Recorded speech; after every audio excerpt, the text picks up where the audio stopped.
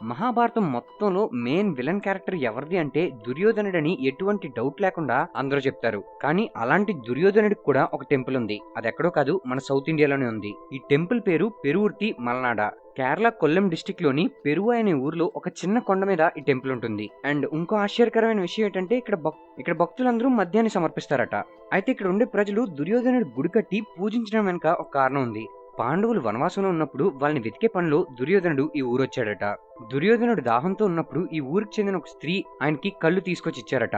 రాజు అయినప్పటికీ ఒక tribal women తెచ్చిచ్చిన కళ్ళును తాగి అక్కడుండే ప్రజలతో మమేకమయ్యి వాళ్ళ కష్టసుఖాలని తెలుసుకున్నాడట దుర్యోధనుడు. అంతేకాకుండా వాళ్ళ ప్రాబ్లమ్స్ ని క్లియర్ చేసి వాళ్ళకి సాగు చేసుకోవడానికి భూమిని కూడా దానం చేశాడట. అందుకే అక్కడ ప్రజలందరూ దుర్యోధనుడి గుడి కట్టి ఆయన్ని పూజిస్తూ ఉంటారు.